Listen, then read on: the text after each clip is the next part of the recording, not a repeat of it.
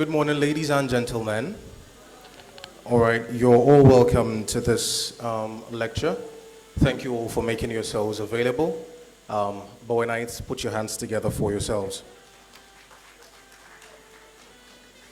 They are guests from outside, though. Let them think we hype ourselves up a little bit. So, Bowenites, put your hands together for yourself. Aha, it's more like it. All right, very quickly, we'll be standing up as we take the national anthem, followed by Bowen anthem. Ladies and gentlemen, may we all please rise.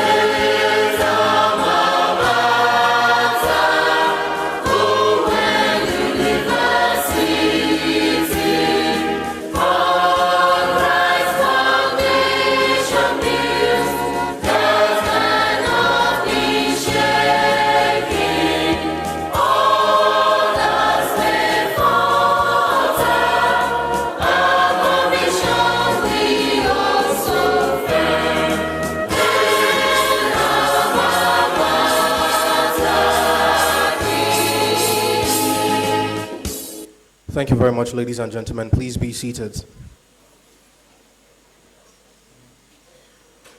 This morning, it gives me a great privilege to take the opening prayer, Professor Oluwatosin Atobatele, the Deputy Vice Chancellor. Please, a round of applause.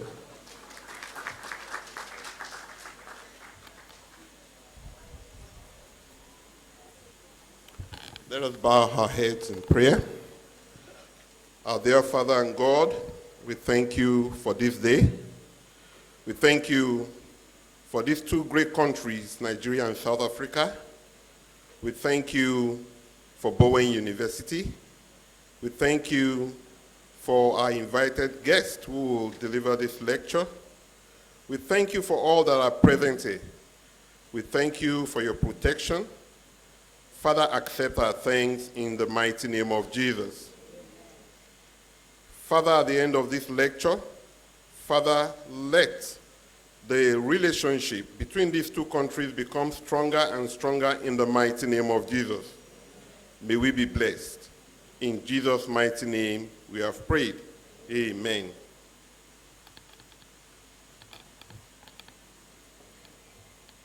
Thank you very much, sir. Next on the program is the introduction of guests. And I'll begin by introducing the members on the high table. From the man who led us in a word of prayer, the university's Deputy Vice Chancellor, Professor Oluwatosin Atobatele. Please put your hands together for him. You're welcome, sir. All right, to my left here, we have the Registrar of the University in person of Mr. Babatunde Adetono. You're welcome, sir. On the far left, we have the University Bossa in person of Mr. Babatunde Okwe-Kolaole. You're welcome, sir. To his right, we have the University Librarian in person of Dr. Aderonke Otunla. You're welcome, ma'am. Next to her, we have the Provost, College of Management and Social Sciences, our very own Professor Lere Amuson. You're welcome, sir. Next to him, we have the Head of Program, Politics and Law in person of Dr. Afolabi. You're welcome, sir. And next to him, the Head of Program, International Relations, Political Science in person of Professor Agaptus Nwozo. You're welcome, sir. All right. Now you shouted for all these people. If I introduce this person, don't shout. We'll see. Ladies and gentlemen, the Vice Chancellor, Bowen University, Professor Jonathan Oyebamiji Babalola. You're welcome, sir. To the Vice Chancellor's right, we have our chairman of today.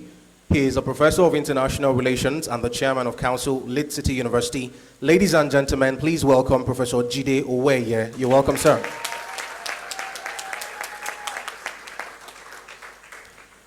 One of the people who has accompanied our special guest of honor today is the Vice Consul Political at the South African Consul General in Lagos, Ms. Bozizwe Dlamini. You're welcome, ma'am.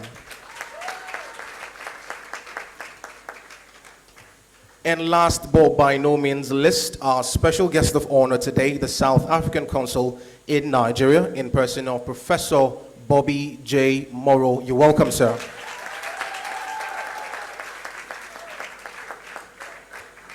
Very quickly, we'll be taking the opening remarks, and this will be given by the Provost, College of Management and Social Sciences.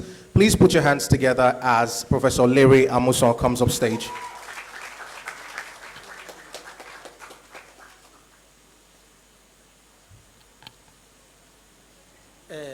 I thank the university management for giving us this opportunity to organize this lecture.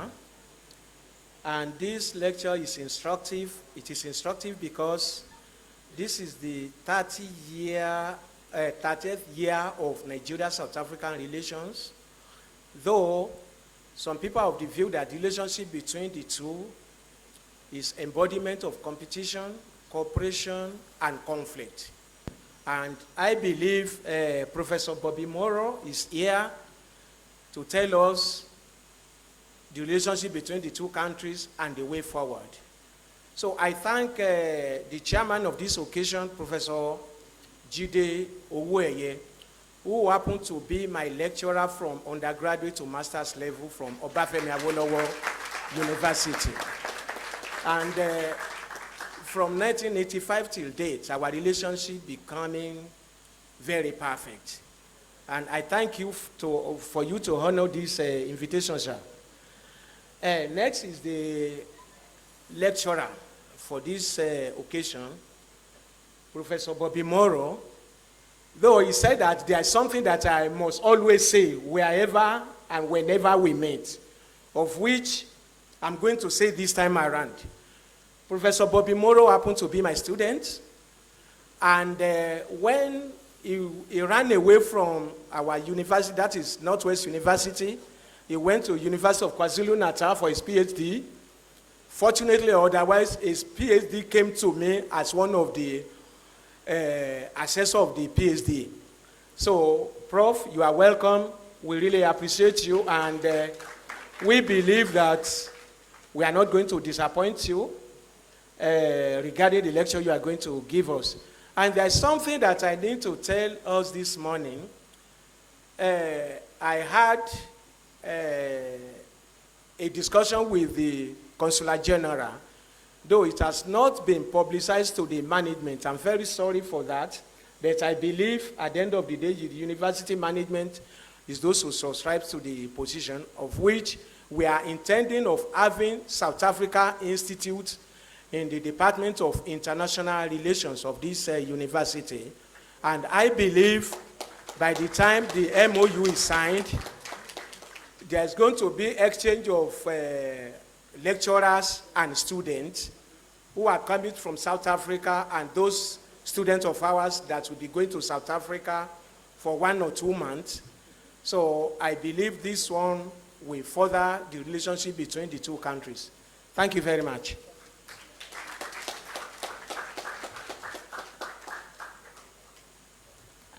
Thank you very much for that, sir. We'll now be taking the remarks by the Vice Chancellor. Ladies and gentlemen, please put your hands together for Professor Jonathan Oyebamiji Babalola.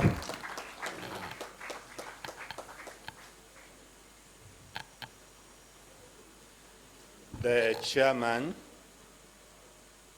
you don't know him. You know, he looks so simple. He's a big man, oh. Very, very big man. So I reveal the secrets. He is the owner of Lead City University in Ibadan. And not just that, at least to my knowledge, and from the sciences, is the most prominent professor of international relations in Nigeria. You are welcome, sir. You know, it's not something easy to bring a old consul general to a university. Sir, Professor Bobby Moroe, you are welcome. We know this is a very great privilege having you around. You know, sometimes just getting an official from an embassy to come and address people in a university is a big issue. Not even in a remote place like where we are here. Bringing them to Ibadan, where things are smoother, often is a very big problem. We are very grateful having you around. Ladies and gentlemen, we are here today. It's an epoch-making, because I'm not sure we have brought a consul general or an ambassador to Bowen before. I'm not too sure. I came just last year. So I know this a very special occasion. And we are here as students. This has specially been organized for you. You see, it's one thing to stay in the class. You hear the theory. You know all the theory. It's another thing when somebody who has actually experienced the situation comes to talk with you. They will let you know what is really in it. Today you have the chairman, you have the guest speaker. They will be able to tell us a lot about the topic we are going to discuss. I need to let you know, in Africa, South Africa has gone far ahead of others. Far ahead of others. And they got their independence just in 1994. I remember very well. So, what has happened? Where are we? What our relationship, how does our relationship look like? I'm sure it's going to delve a lot into this.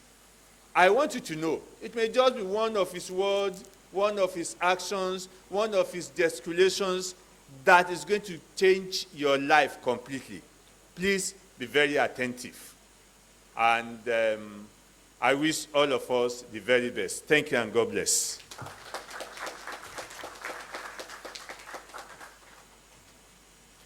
Thank you very much for that, sir. Before we take the citation of the guest lecturer, I would like to crave the indulgence of all Bowenites present here. The Vice Chancellor mentioned that this is the first time that a serving Consul General would make a visit to Bowen University. And as students of international relations, political science, politics and law, you should be very proud of yourselves. So when you are giving people applause, do that in remembrance that whenever you go, wherever you go, it will be in the history books of Bowen that your class, your programs, were the very first to ever have such a feat in Bowen University. Do we have that? All right, so one more time, ladies and gentlemen, put your hands together for yourselves. You are still clapping like hungry people. Excellent, thank you very much. We'll now be taking the citation of our guest lecturer. May I please request? I'm sorry, sir, my glasses does not work in the morning. Now for the chairman's opening remarks. Ladies and gentlemen, please join me in welcoming Professor Jide Owoeye. You're welcome, sir.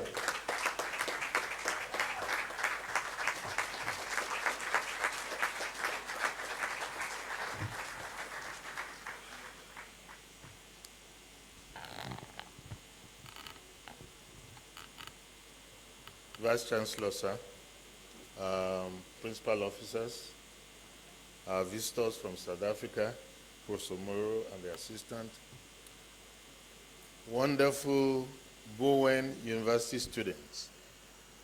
It's good to be here to see all of you, and I haven't been in Bowen for quite some time. But coming here today, I found out that there has been a lot of new developments. So I congratulate the Vice Chancellor, the staff, and the entire students who are benefiting by these developments. And I wish you the very best as you advance as one of the renowned institutions in this country. Coming here today, I thank Professor Leary Amushon for honoring me, for involving me, because this get-together, it's very significant. 30 years of our relationship with the Republic of South Africa. I was wondering why he was the very first person to think about it. Not even the Nigerian Institute of International Affairs thought about it. Otherwise, there would have been a very big conference in Lagos or in Abuja celebrating this anniversary. Having said that, we will now have to implore those who are covering this conference, this seminar, to do their very best to project what has happened here today so that everybody will know that it's Bowen University Politics and International Relations Department that remembered to celebrate this auspicious occasion, and that, of course, will go into the annals. South Africa and Nigeria, as you know,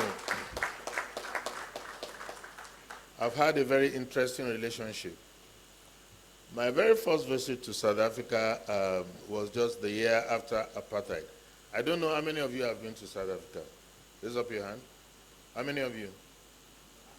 Okay. I'm sure very soon you'll have the opportunity to visit that very beautiful country.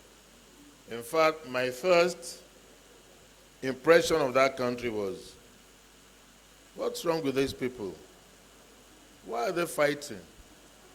That if in Nigeria, where I came from, we have beautiful roads, beautiful structures like this, 24-hour electricity, why would we be fighting? We would rather even stay oppressed and be enjoying what they were enjoying. But of course, I wasn't living in that society.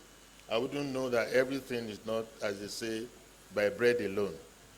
But it's a very beautiful country, very advanced. And I think about 6 months after that, I visited the country again, accompanied by my son. And he said, "Dad, is this Africa?" I said, "This is Africa."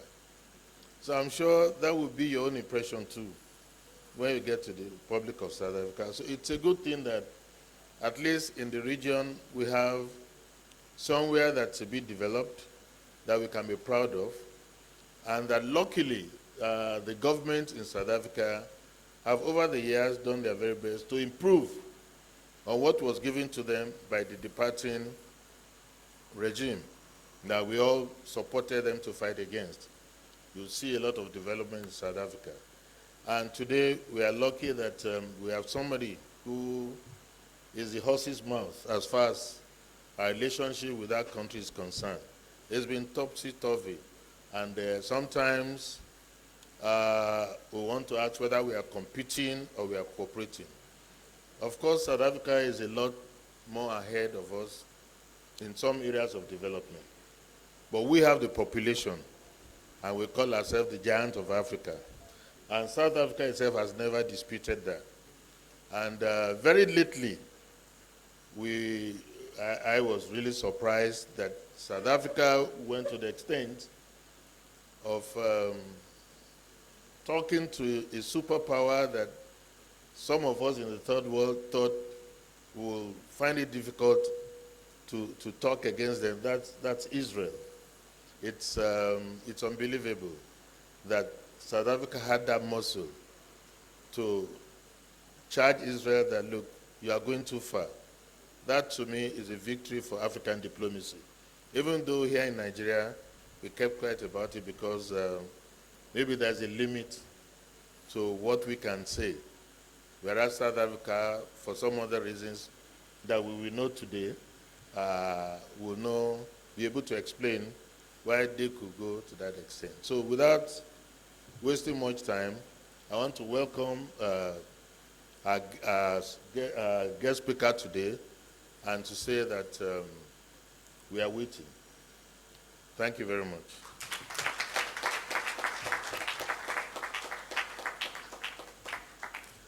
Thank you very much for that. It's incredible how the relationship of Nigeria and South Africa has progressed. The only time we remember to fight is when we are playing against Bafana, then we all come out. But it's good. So we'll now be having the citation of the guest lecturer. May I please request that Professor Bobby Moroe stands and remains standing as the citation is read.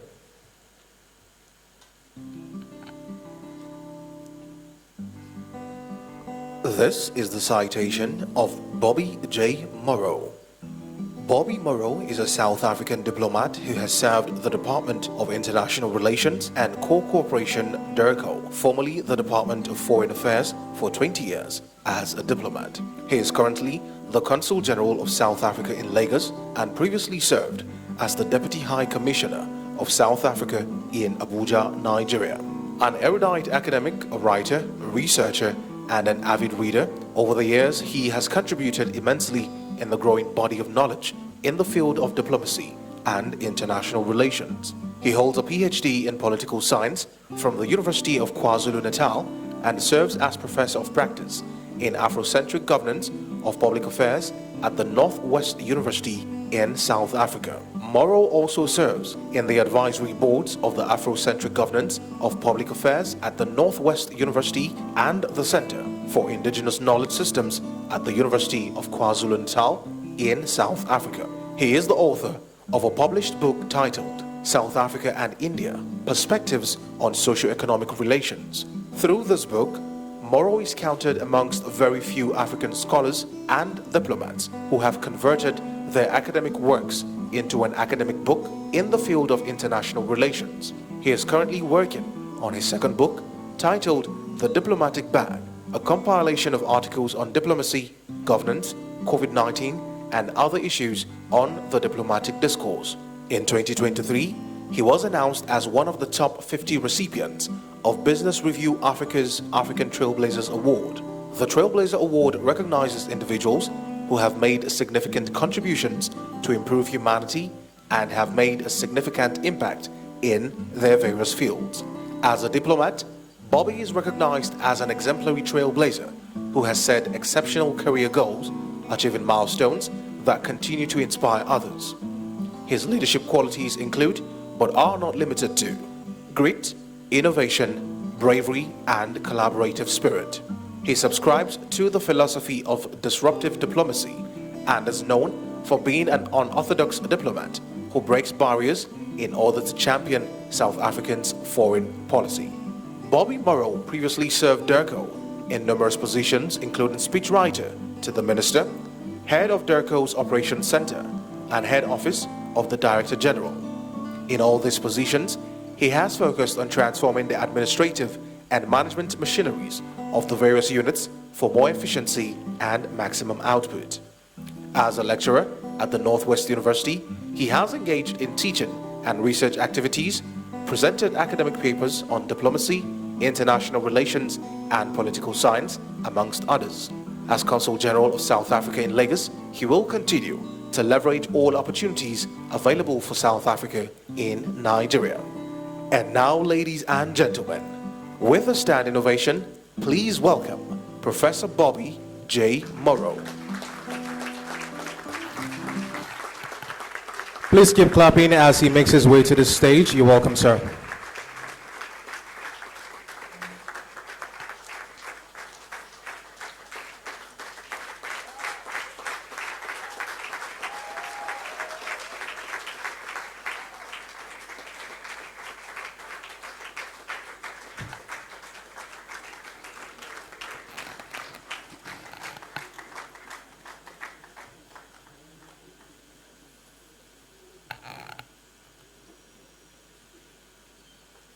Program Director,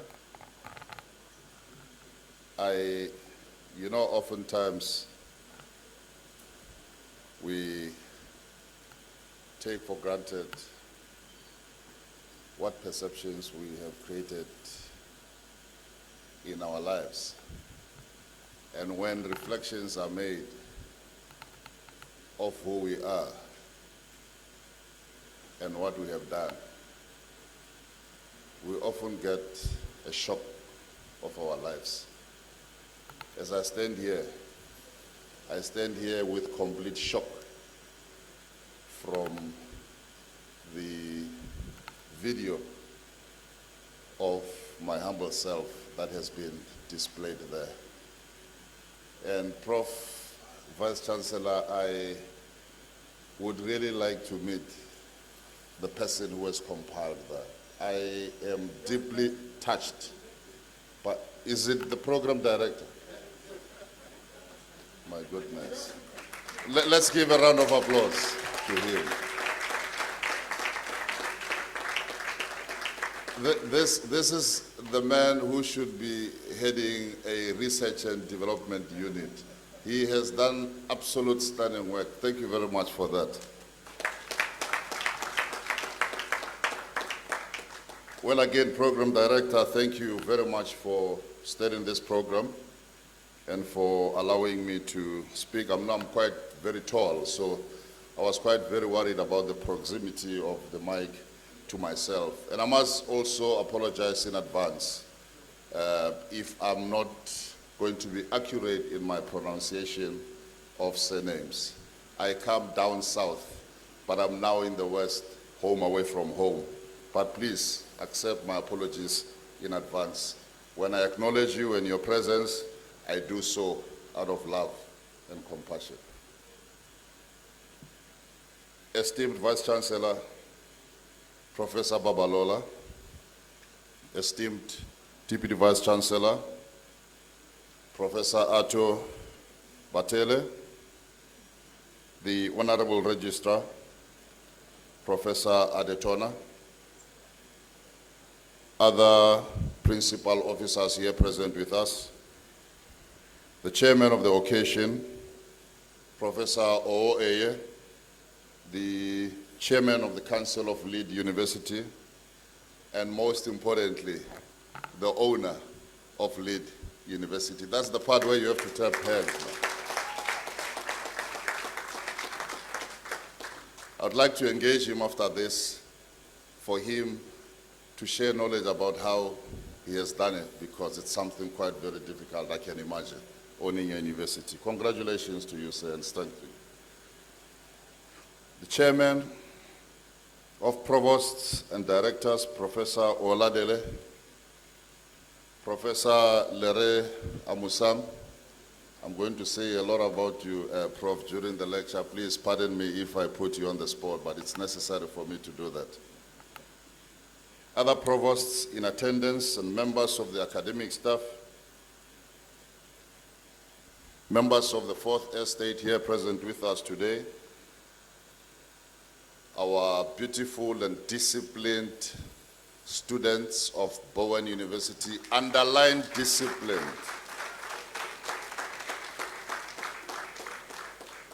The last time I saw such discipline, it was in my class when I was a student. It's because I was disciplined. Thank you very much for emulating that.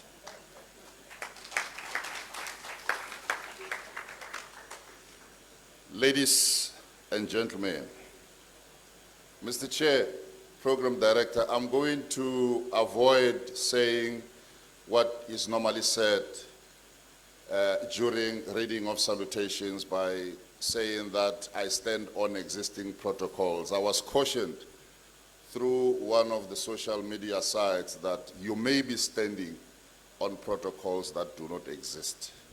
So the best thing to do is to outline, list all the protocols. But if I have inadvertently omitted to recognize you, please know that similarly, you are not less important than those who have been listed. You are equally important. Everything is done out of love. Please forgive me, for to err is human. Program Director, firstly, please allow me to express sincere gratitude and appreciation to the Vice Chancellor, the Deputy Vice Chancellor, management of the University of Bowen, and of course, to the beautiful and disciplined students for allowing us to be part of this very historic occasion as we celebrate 30 years of unbroken relations between South Africa and Nigeria. But most importantly, I must single out Professor Lere Amusam, whom I consider a mentor of many years, a man who has played a very critical role in shaping the person that I am today, and also contributing to the growth of these white beards. But I'm eternally grateful to him for making sure that today I can stand before you and give an account of what South Africa and Nigeria are all about in the continent and in the world. Thank you very much for that opportunity, Prof. It's important to indicate that this year marks a very important year in the history of South Africa and Nigeria. Firstly, we mark the 30th anniversary of unbroken diplomatic relations between the two countries. Formal diplomatic relations between South Africa and Nigeria were established on the 21st of February, 1994. But prior to that, there's a lot of history that is attached to the relations between the two countries. It dates back to the 50s, the 40s, and the 60s, during the times of Professor Ibrahim Gambari, whom I believe many of you will be familiar with, the immediate past Chief of Staff of the government of former President Buhari, who also served as the ambassador of Nigeria at the United Nations in the 80s, but also somebody who chaired the anti-apartheid committee in the United Nations on behalf of Nigeria at that level where 195 countries were represented. That's a round of applause right there. Nigeria was the only country which was geographically not located within the frontline states. Frontline states are countries that are located then within the SADC region. These were countries such as Botswana, Zambia, Zimbabwe, Mozambique, Namibia, and so on. Those were called the frontline states. These states rallied behind South Africa's struggle for freedom and liberation prior to 1994. But Nigeria, despite the fact that it is on the western part of Africa and that South Africa is in the southern tip of the continent, it became a lead of frontline states. It redefined what support for freedom and liberation meant. It also redefined the purpose of frontline states and also the manner in which a selection of frontline states was meant to achieve. We are very grateful eternally for the sacrifices that Nigeria played and the role that Nigeria played during the time when it played as a frontline state. Secondly, and most importantly, this year is a very historic year in the history of South Africa itself. The dawn of democracy and freedom in South Africa was achieved on the 27th of April, 1994. 30 years exactly this month. We are a few days away from the 27th. So we also celebrate 30 years of democracy as a country. The democracy for which your forebears has fought. We speak about the benefits of that democracy today. It's a reflection of the role, sacrifices, and the milestones that Nigeria has registered in its relations with South Africa. But what I also find it very difficult, Chairperson, is that it is not easy, I'm sure, for anybody, be it a diplomat, a researcher, or an academic, to talk about these two colossal giants of the continent. This is one amongst the very complex relations in the continent and probably the world over. The relations between South Africa and Nigeria are very, very critically important relations, not only for the continent, but for international relations itself. Therefore, I do not take this for granted, Mr. Vice Chancellor, for having given this opportunity. It's a rare opportunity to talk about these very two colossal figures. But let me preface my speech by just stating how important this month of April is to us as a country. And I find it very appropriate for me to give this account to people who are offsprings of those who have forgone their own freedom for the benefit of our own freedom, the sacrifices that have been made. So it is important for me to mention that the month of April is a very significant period in the history of South Africa as we celebrate 30 years. This is a period in our history that offers us with an opportunity to reflect on where we come from and to reflect on where we want to move towards. Over the years, our country has made remarkable progress. However, we still face challenges of inequality, poverty, and unemployment.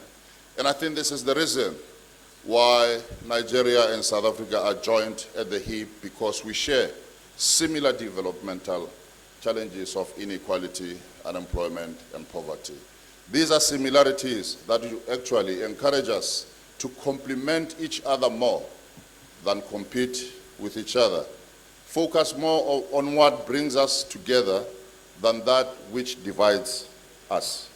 Our government remains committed to serve all South Africans as we reflect on the 30 years of our own democracy, and we continue to strive to support democracy, freedom, and most importantly, human rights of not only South Africans, but each and everyone who lives in South Africa, for South Africa belongs to all those who live in it, regardless of color, creed, gender, and religion, amongst others. During this month, we also honor the unsung heroes and heroines who fought for the struggle that we are today enjoying. We are also, at the same breath, want to reiterate our great appreciation to Nigeria for the role that has been played by your people, by your government, to the freedom that we are enjoying today. It is perhaps by no historic coincidence that we celebrate our own democracy at the time when we celebrate 30 years of the relations between the two countries. It therefore makes sense to suggest that part of what we celebrate this year is the unflinching and steadfast support that we have always enjoyed from Nigeria. And again, on behalf of the government of South Africa and on behalf of the people of South Africa, I would like to say thank you very much, Nigeria.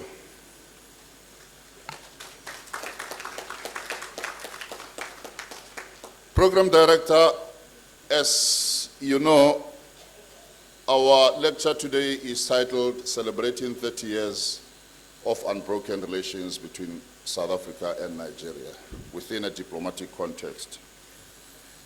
I and my team, when we crafted this lecture, reflected very deeply about what we needed to put into this lecture. And upon reflection, we took a conscious decision, having observed that there is so much text rich text on what makes the relations between South Africa and Nigeria and the genesis of these relations, the history and the tapestry of kinship and fraternity that exists was a lot. So we decided to take a different approach, and we asked ourselves several questions. And amongst questions that we have asked and never been able to respond to was that, how has Nigeria and South Africa leveraged on this rich tapestry of history? Everybody else writes about the history between the two countries. But how do we connect this history to the present day relations between the two countries? What is it that this history has benefited in the present day diplomatic relations, especially since 1994? So we thought that for over many years, we as diplomats have denied ourselves an opportunity to provide a score sheet of the milestones that have been achieved between the two countries. Most of the information and the reports that we compile about what is happening between the two countries, from your state visits to signing of agreements, are reports that are compiled for internal use, and such reports are classified. Now, how do we begin to declassify these reports and take everybody else into confidence, to give them feedback about what the two countries did in the past 30 years? And I think it's critically important, Chairperson, to have a paradigm shift in the usual narrative, from the usual narrative of the history between the two countries, and adopt a very good story to tell about the progress that has been registered in the past 30 years, notwithstanding the challenges that we still face between the two countries, and of course, the difficult role of Nigeria and South Africa in the continent. Therefore, my lecture will focus on the following segments, and I think it's important that we listen quite very carefully, because this is information that has never been shared before. We have declassified it for the purposes of this lecture, because we are conscious of the fact that we, amongst others, going to interact with political science and international relations students. We will look at the diplomatic relations between the two countries after 1994, activities that took place in the past 30 years, the movement of leaders, principles between the two countries, and how this movement has been of benefit in cultivating a stronger relations between the two countries. The role of what we call the binational commission in the diplomatic relations between the two countries. Today you will learn about what a binational commission is and for which purpose it was established. An examination of the mechanisms that have been put into place to implement agreements that have been signed over the 30 years. In the past 30 years, South Africa and Nigeria have signed more than 36 memorandums of understanding. But as you may know, like any other sector, it is always difficult to implement agreements. Now, we will give you an account of the mechanisms that we have put into place in order to bring life to these MOUs. Program Director will also talk about the significance of South Africa Week towards the creation of social cohesion between South Africa and Nigeria. South Africa Week is a period dedicated to celebrating South Africa's freedom It is in the month of April. We are left with a week before we resume with South Africa Week. It's a number of activities that are taking place. So these are some of the pragmatic activities that we have put into place in order for us to show what has been done in the past 30 years. As I indicated, Program Director, today it is not my intention to examine the historical relations between the two countries, but rather to examine how this history has been of significance and value to the present day diplomatic relations between the two countries. I will be making a case to justify why it is important, despite the challenges we face, to celebrate the two continental giants. Without undermining the rich tapestry of history shared between the two countries, I'm deliberately omitting in my address this history because there is more about it and less about what has been achieved between the two countries. This gives us an opportunity to educate ourselves about the role of history in the relations between the two countries and what the two continental giants have achieved. I'll make an attempt to provide some sort of responses to the pertinent question we should be asking ourselves today. What do we have to show to justify the 3 decades of unbroken diplomatic relations? Ladies and gentlemen, there's certainly a lot to share. But before that, please allow me to preface my address and set the scene by picking a leaf from an extract of a public lecture delivered by Professor Ibrahim Gambari at the University of Johannesburg on the 26th of April 2023 on the theme South Africa and Nigeria, Africa's indispensable relationship. Nigeria and South Africa's indispensable relationship. It is essential to take note that Professor Gambari, who may be known to many of us here today, served as the Minister of Foreign Affairs of Nigeria between 1984 and 1995, and as Nigeria's permanent representative to the United Nations between 1990 and 1999. This was a critical period for South Africa's democratic dispensation and consolidation. Please allow me to quote him in what I consider to be significant in the public lecture that he delivered. And I quote, "In the post-apartheid era, Nigeria and South Africa are the two leading powers in Africa in what I have described as an indispensable relationship.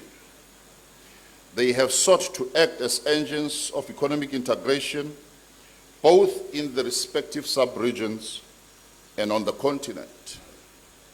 The bilateral relationship is vital to peacekeeping, peace-building efforts, regional integration, and socio-economic development, not only to South Africa and Nigeria, but to the rest of the continent."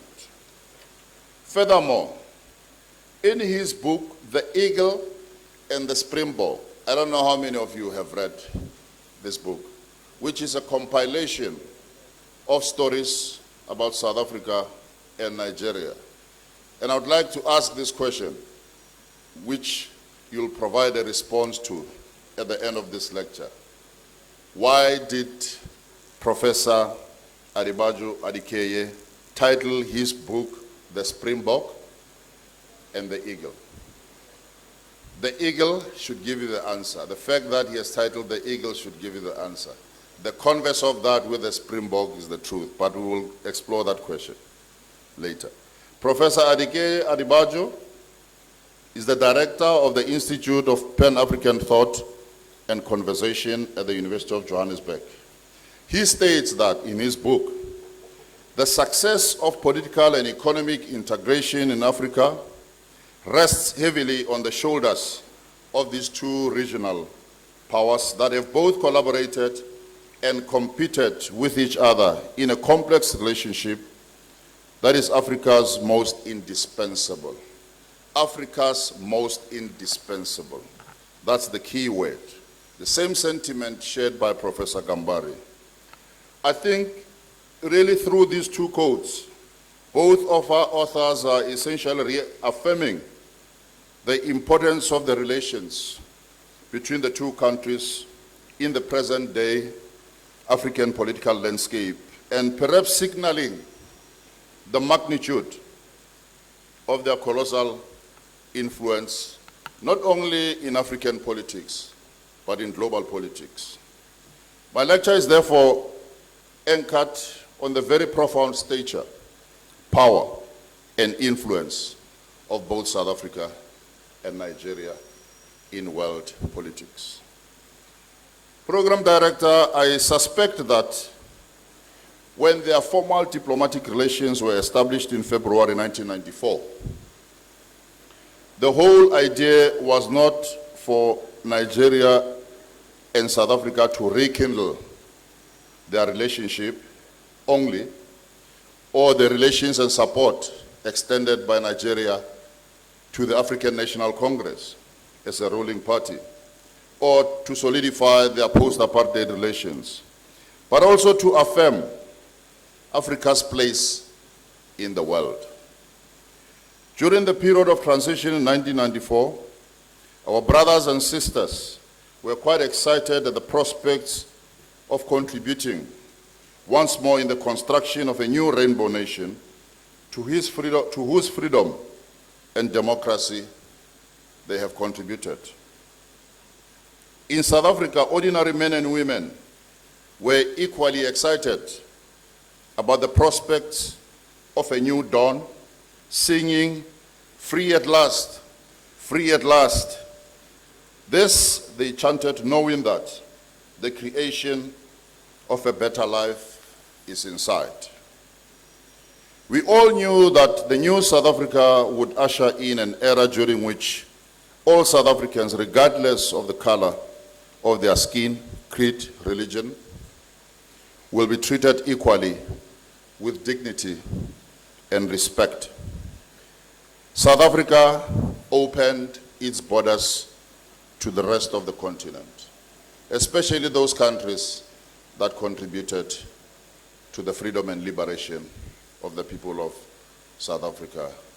We said, "Sanibonani niyamukelwe e South Africa." This was in 1994. But Program Director, this is not the full story. The story is that the relations between South Africa and Nigeria are significant for both countries' international relations engagement and edged in the very strong foundations of a shared common history of colonialism. Firstly, in Africa, they are amongst the two biggest economic giants, but they also carry the burden of ensuring that they both support the countries of the continent to grow their economies and reduce unemployment, poverty, and inequality. Nigeria boasts a population of approximately 220 million, and South Africa, the second biggest economy in Africa, boasts a population of approximately 60 million. Secondly, in the world, they both yield massive influence in their own right. In the west of the continent, and the other in the southern tip of Africa. Ladies and gentlemen, it is therefore clear that what these relations are based on will be impoverished, if not robustly examined. Therefore, the extent to which they can be harnessed is critically important.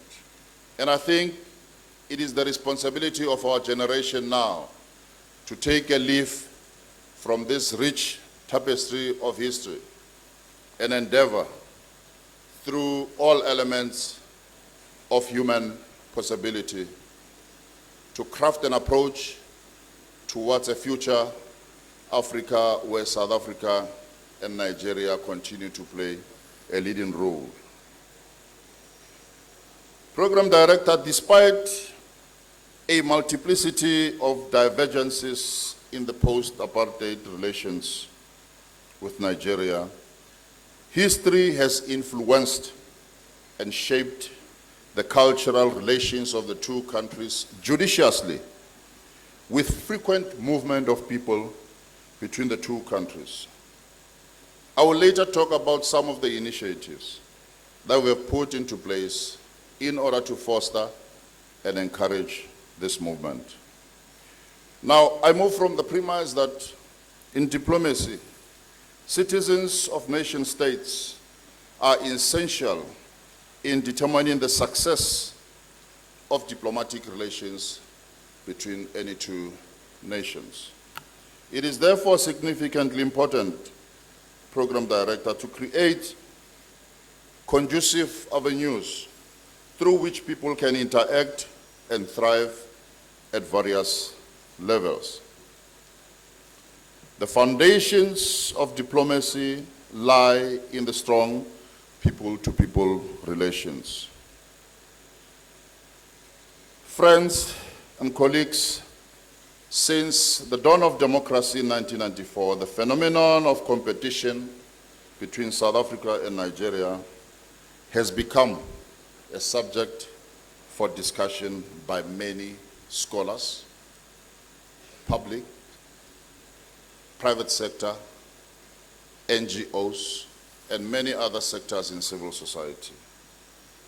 And less has been said about the successes achieved by the two countries in their bilateral relations. There's a gap that exists. We have been denied, and we continue to deny ourselves to tell a good story about what we have done.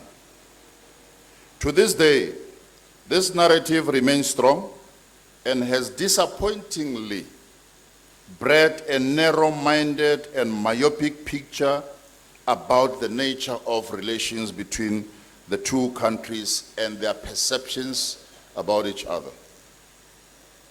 It is in the inherent of nature of diplomatic relations that nation states, in their journey of building credible relations, will always be confronted by challenges in their relations.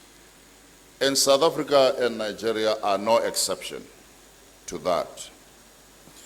But to bundle these challenges and posture them as a singular and infinite measure of success will surely present a gross misrepresentation of facts. Mr. Vice Chancellor, these relations will be impoverished if they are understood within the narrow confines of their divergences and not in their shared common history, aspirations, global influence, and so forth. It is therefore important to change the existing narrative and focus on what enjoins the two countries towards a common destiny than what can potentially destroy the very fiber of their relations. There is therefore, Program Director, a need to overcome a lack of substantive theoretical framework in defining the relations between South Africa and Nigeria, contextualize them within the framework of what they seek to achieve, as opposed to what they seek to compete for. Because after all is said and done, no two countries with similar developmental challenges and aspiration can afford to compete with each other, lest we want posterity to judge us harshly.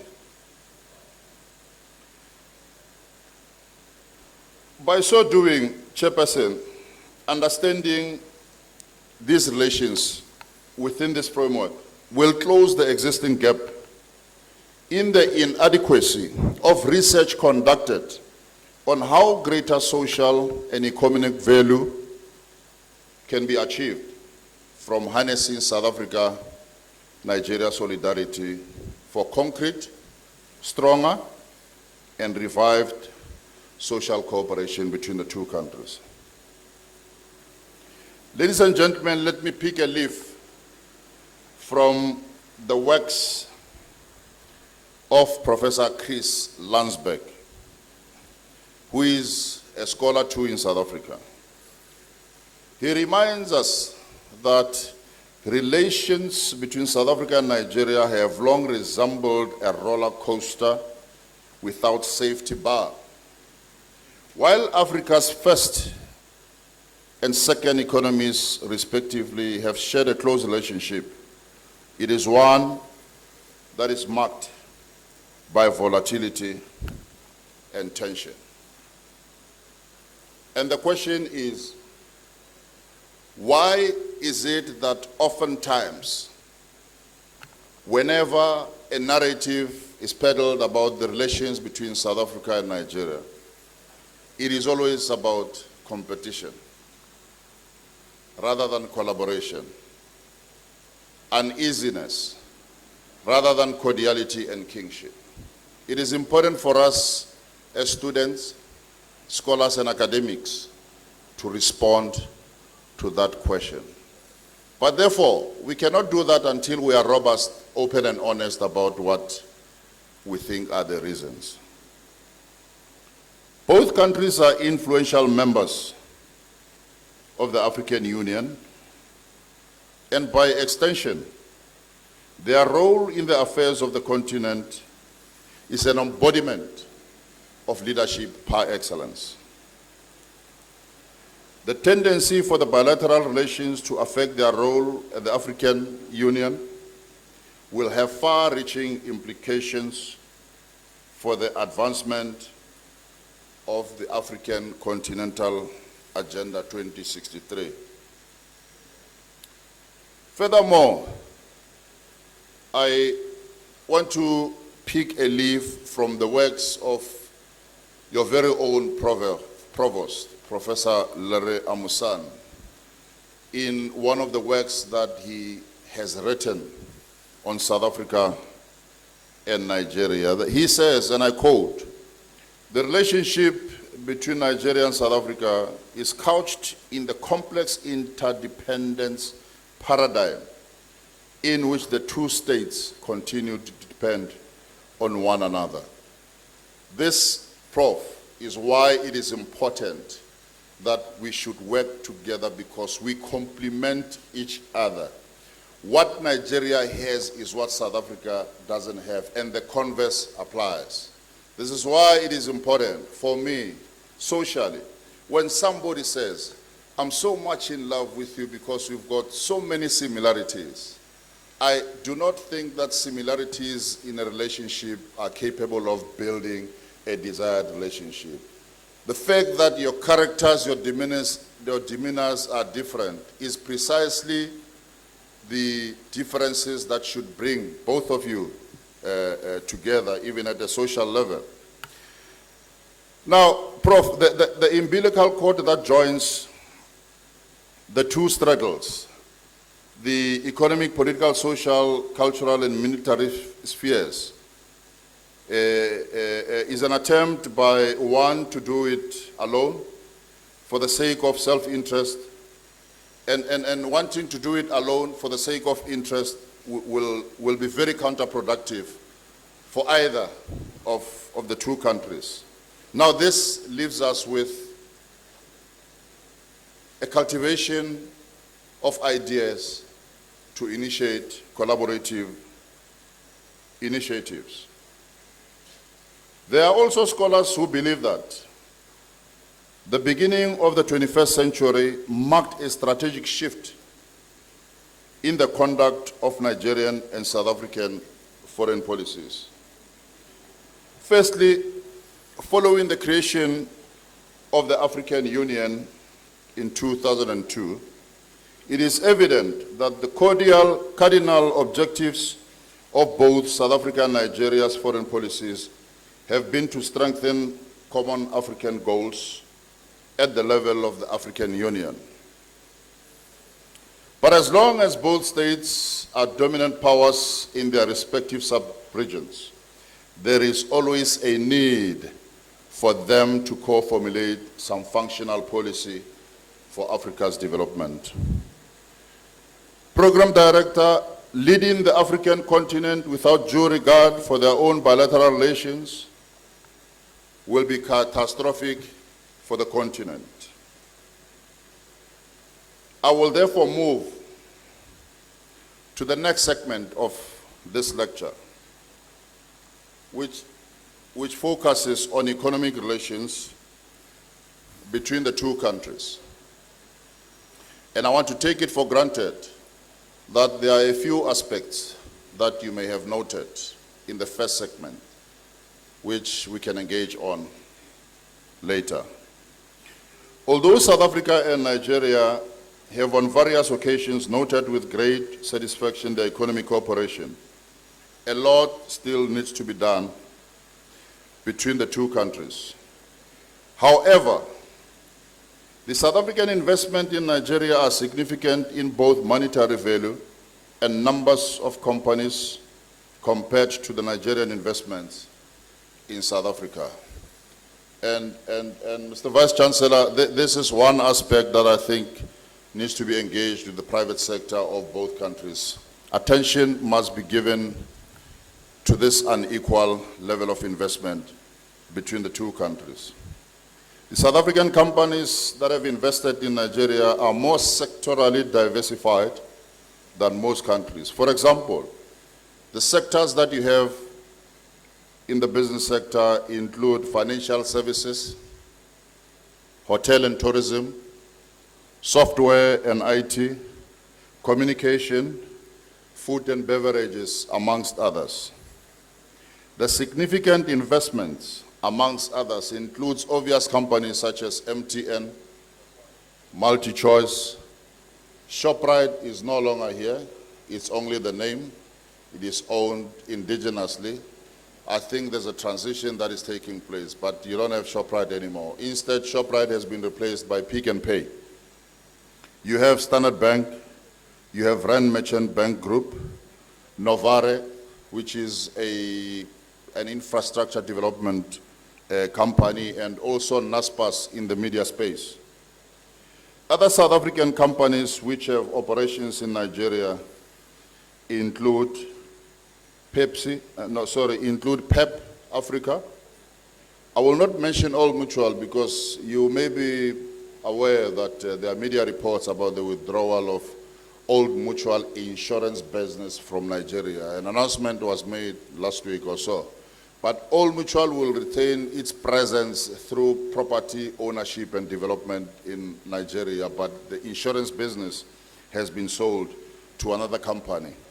Another travel agency called Wings Travel, Spare Restaurant, Ocean Basket, Metropolitan, APSA, Metrolife. Now, why am I mentioning these companies? This is a reflection of the relations enjoyed between the two countries. The Nigerian government has provided space for South African companies to operate here, generate revenue, but also create job opportunities for Nigerians as well. Ladies and gentlemen, on the side of Nigeria, you have Dangote Group, whose investment is in the cement industry. This is the largest investment by a Nigerian company in South Africa to date. The packaging company known as GZI from Ondo State is another sizable company from Nigeria. The recent Access Bank's capital investment of 1.4 billion rands in South Africa is also another milestone which has been recorded in Nigeria's business presence in South Africa. Notwithstanding the challenges, Nigeria represents a long-term market for South African investments, and we are grateful for the opportunities created by Nigeria, in Nigeria, for South African companies. South Africa and Nigeria negotiated a signed bilateral agreement to facilitate and strengthen economic relations. These are bilateral trade agreements signed in 1999.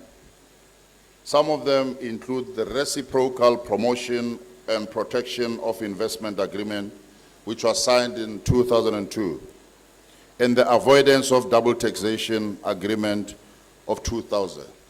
For us, ladies and gentlemen, this has been a step in the right direction since 1994. It's a demonstration of willingness by both countries to open the borders, open the markets, and create opportunities for business in both countries. In 1999, South Africa and Nigeria, inspired by their new formal diplomatic relations, they established what they call the Binational Commission. The Binational Commission is a critical component of the bilateral relations between South Africa and Nigeria. It remains the foremost mechanism that defines the strategic approach to the management of diplomatic relations between the two countries. It comprises of a number of working groups ranging from defense, education, trade and investment, science and technology, amongst others. From inception, these sectors were carefully selected in order to address the challenges facing both countries, but most importantly, to provide social cohesion programs between the people of both countries. Initially, the BNC was conceived at the level of vice president, but in 2016, during the visit to Nigeria by the former president of South Africa, the Binational Commission was elevated to presidential level. In order to foster and strengthen trade and investment under the auspices of the BNC, the two countries agreed to establish a joint ministerial advisory committee on industry, trade and investment.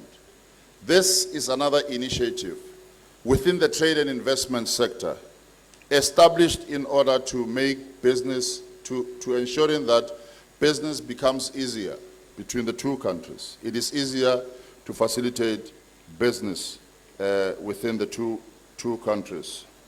Ladies and gentlemen, in addition to the existing agreements that have been signed between the two countries, in December 2021, during the visit to Nigeria by President Cyril Ramaphosa, a number of agreements were signed. I want to make reference to two particular agreements that were signed. An agreement on youth and sports development was signed by the respective ministers of both countries. And the purpose of this agreement was to make sure that there is social cohesion and activities between the youth of both countries. On the same day, on the 1st of December, President Buhari and President Ramaphosa launched the South Africa-Nigeria Youth Forum, which I believe many may not be familiar with. Now, this youth forum is intended at imparting skills of any sort and creating cohesion between the youth of South Africa and the youth of Nigeria. Having noted the frequency of consular and migration issues raised between the two countries, South Africa and Nigeria agreed to establish a consular and migration forum. This forum is a mechanism that was established to manage emerging consular and migration issues between South Africa and Nigeria.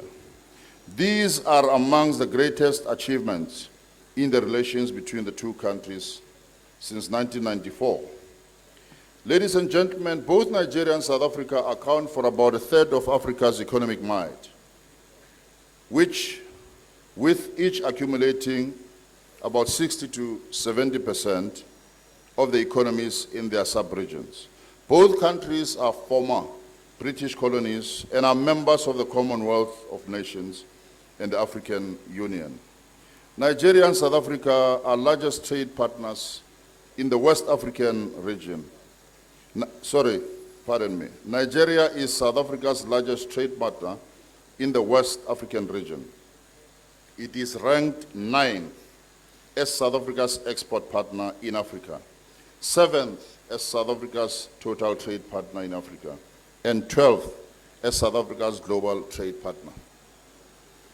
To this end, both countries should endeavor to utilize their complementarities to strengthen their trade relations. Now, when we begin to examine the agreements signed between the two countries, it is important to note that it is often difficult to make an examination of these agreements. Nation states enter into bilateral agreements to advance the objectives set out in their respective national interests.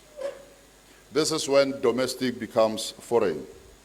Too often these agreements target individual policies aiming to increase cooperation and facilitate, amongst others, trade between countries in certain areas. Since the establishment of diplomatic relations between the two countries, the two nation states have signed the number of agreements higher than many other nations in and outside of the continent. Despite those that I have already mentioned, some of the most notable agreements are in the areas of defense, trade, as well as audiovisuals and co-productions. Ladies and gentlemen, implementing agreement is not an easy task and therefore requires innovation from practitioners themselves. On our part, as South African missions in Nigeria, we have sought to put into place some mechanisms to help us fulfill our mandate with Nigeria in the implementation of agreements. Please allow me to select a few for us that have been established in order to bring effect to the implementation of these agreements. Let me first start with the establishment of the South Africa-Nigeria Youth Dialogue. An MOU on youth development gave birth to the establishment of this dialogue as a mechanism to implement articles outlined in the agreement. The youth dialogue is intended to strengthen capacity of both South African and Nigerian youth in the following areas: peace building, conflict prevention, conflict resolution, promotion of intercultural learning, civic education, tolerance, human rights education and democracy, mutual respect for culture, and ethnic and religious diversity. Honorable Vice Chancellor, through this youth dialogue, a lot can be achieved in order to advance the cause of the youth of our countries. And I say this with the greatest of confidence that the youth, who are also the students in your university, will take advantage of this youth dialogue, enlist themselves, participate robustly in all the programs that I have indicated. Furthermore, Mr. Vice Chancellor, we have established the South Africa-Nigeria Immigration Forum, having recognized a number of challenges that have been brought to our attention in the immigration space. Inspired by the establishment of the Consular and Migration Forum between the two countries, South African missions in Nigeria coordinated the establishment of an immigration roundtable as an initiative to drive and advance issues of common interest in the field of immigration between the two countries.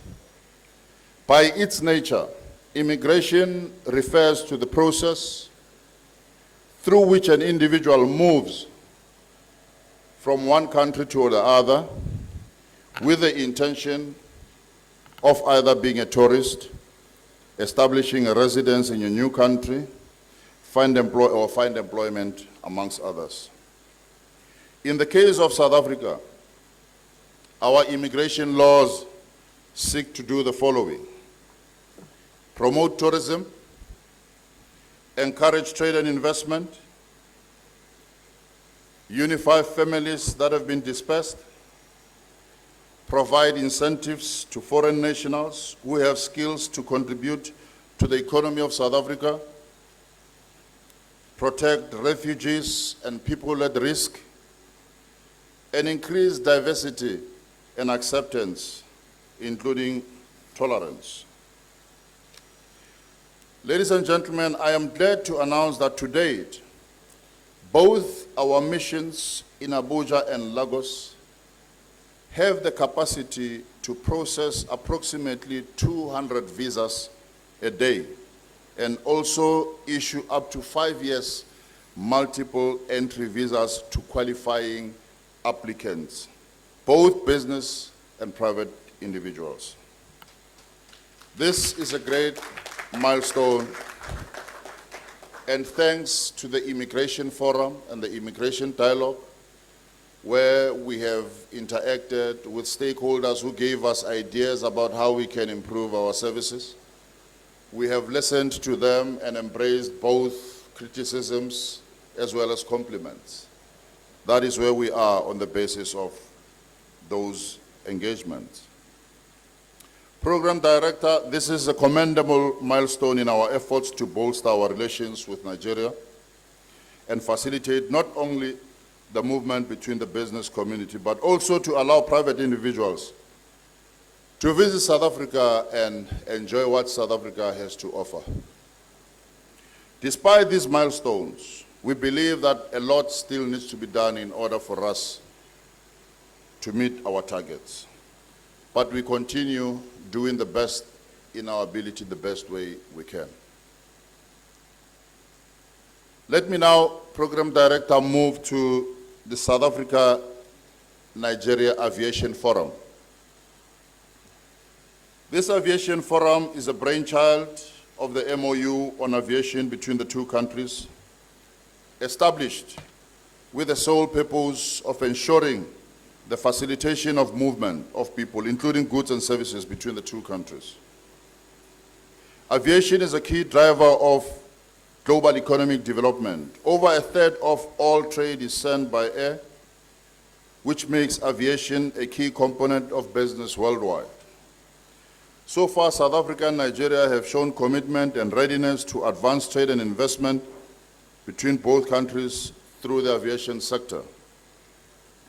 The opening of the airspace for national carriers of both countries, which is the South African Airways and Air Peace, is a significant milestone in the facilitation of movement of persons, goods and services, amongst others, between the two countries. The two airlines currently boast weekly flights to and from Johannesburg and are poised to increase their frequency on this route due to the increasing number of passengers. The recent purchase of the Jabiru aircraft by Air First of Nigeria from South Africa, as well as the increasing number of private and commercial aircrafts maintained in South Africa, point towards the willingness by both countries to acknowledge their complementarities rather than competition. Furthermore, Program Director, we are encouraged by the steady increase, consistently so, in the number of trainee pilots and engineers who continue to receive training from various aviation schools in South Africa. And we look forward to receiving more students from from Nigerian universities into South Africa. We have already been receiving a good number of students from the University of Lagos to the University of Northwest, which is my alma mater and the former employer of Professor Lere Amusan. Most of them are PhD scholars. Ladies and gentlemen, allow me to move to the South Africa-Nigeria Film and Audiovisual Forum.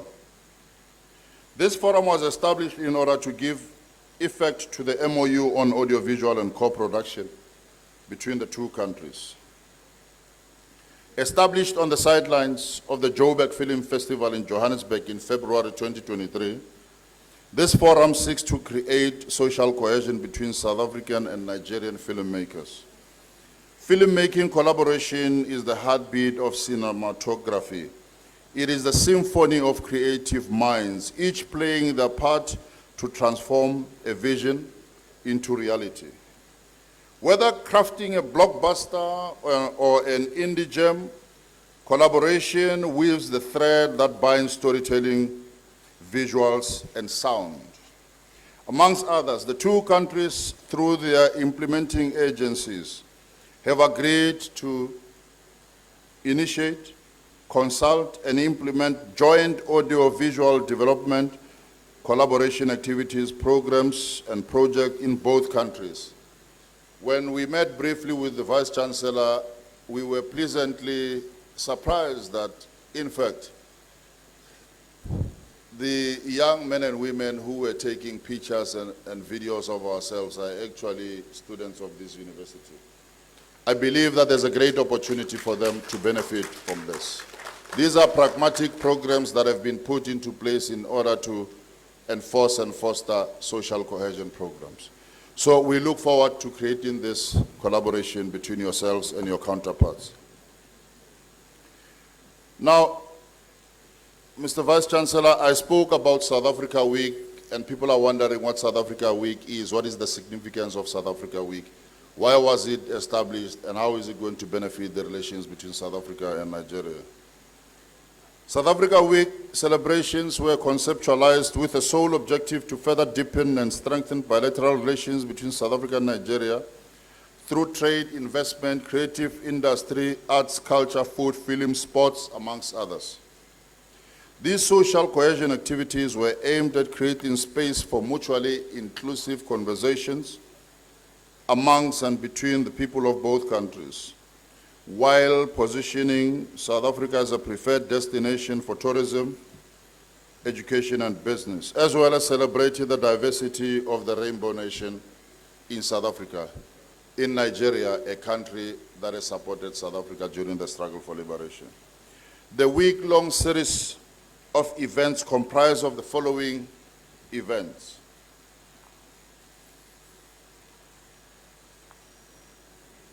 Tourism activation programs, which positions South Africa as a preferred destination for tourism. This is where we assure you to get your visa, tourist visa when you apply for it. I was not pleased when the program director asked how many people have been to South Africa here. I only saw one hand of the gentleman sitting next to my colleague. So I want to invite all of you at any given point in time. Go to South Africa, explore, learn, but most importantly, create relationships and collaboration. You are welcome to apply for a visa at any time of your convenience.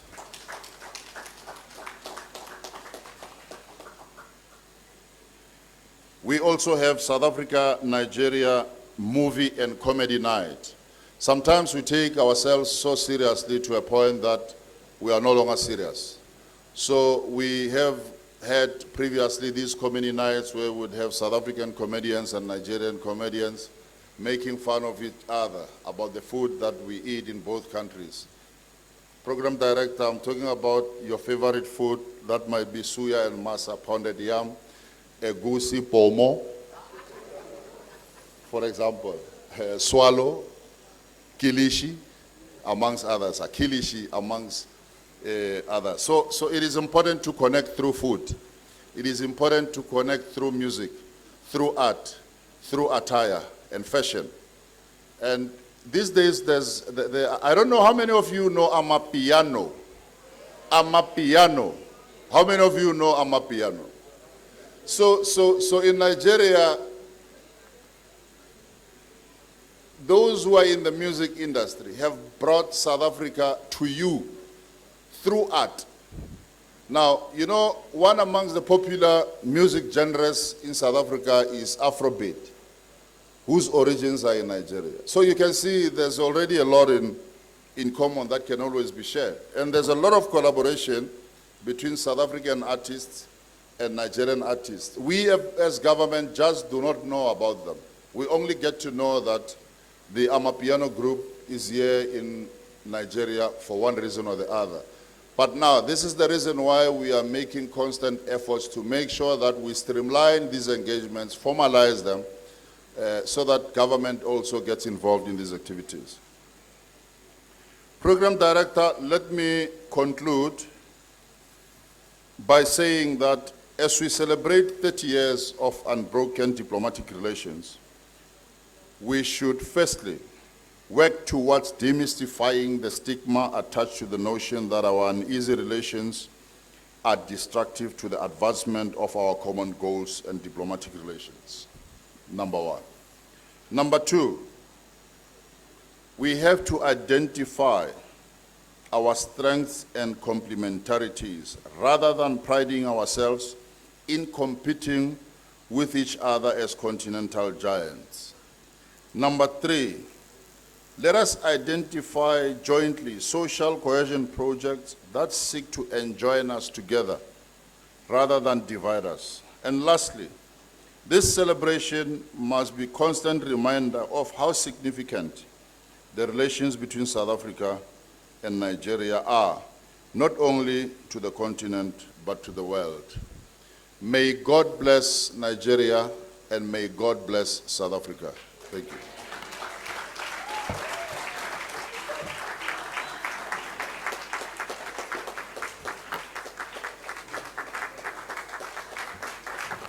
If you're clapping, you can make it bigger, you can make it better.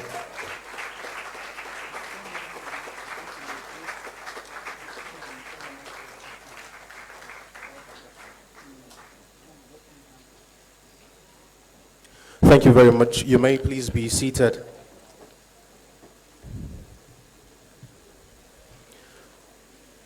Before I call on the chairman to moderate the comments and the question segment, the following people joined us in the course of the lecture.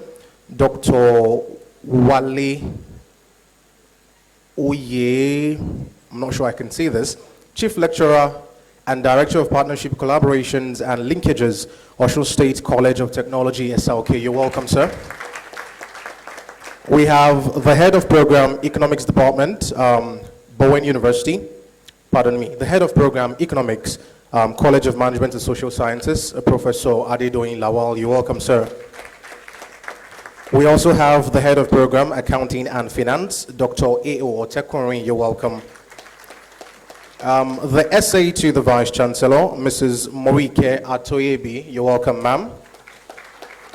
We also have the Provost Secretary, oh wonderful, Mrs. Adeoti Olukomi. You're welcome, ma'am. And an Assistant Professor in the College of Management and Social Sciences, Dr. Grace Adigun. You're welcome, ma'am. Now, Bowenites, pay attention. We're going to do an exercise very quickly. Mr. Consul General, sir, in your speech you mentioned Amapiano. Now, it might have originated in South Africa, but I'm proud to tell you that we Nigerians own it. Watch this, sir. Guys, Amapiano. No, it's okay. Let's not, we don't want to intimidate the Consul General too much. All right, ladies and gentlemen, please put your hands for Professor Jide Owoeye as he comes to moderate the comments and the questions. You're welcome, sir.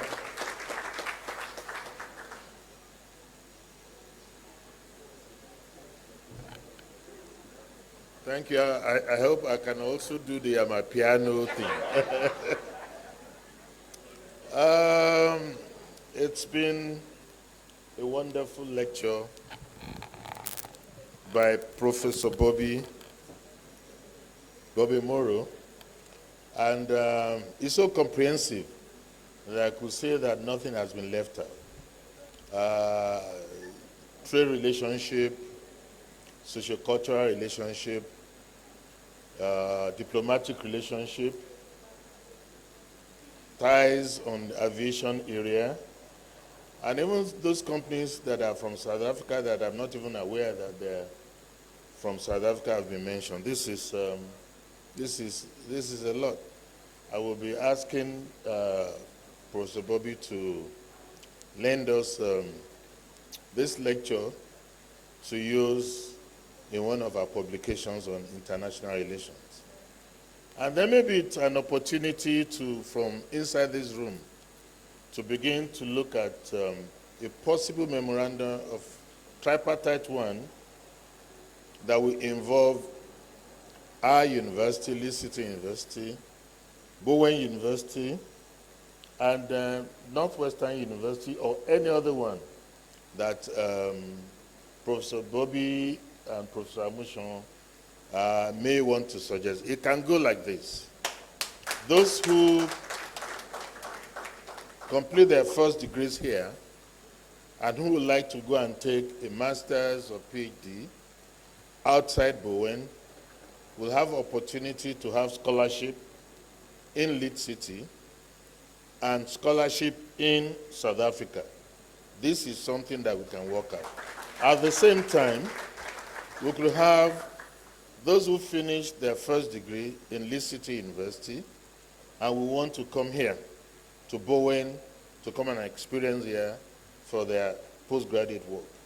Similarly, those from Northwestern or any other university in South Africa may, after their first degree, also come here, either here or Lead City, to come and do, have their postgraduate experience. Those things does a lot for people. We were able to have these opportunities in the past, and we know what we got out of it. So we'd like to encourage this. So we will find a way of working this out. I can assure you that the one between the one that we have to pay for is already guaranteed. So if for any reason any of you finish here and you want to do your postgraduate in Lee City University, just mention that we had said so today and write to the Vice Chancellor. You will have your way. In the same way, I'm sure the VC and his management are also thinking of reciprocating that, so that if any of our students from international relations want to come here to do their postgraduate, they can also have a scholarship, something to encourage them to come here. And it's tripartite, ditto for our friends from South Africa. So if this is something that could be achieved in the celebration of these 30 years of unbroken relationship between our country and the Republic of South Africa, I think we all in this room will have achieved something. So once again, thank you for the wonderful lecture. Now it's question time. So feel free.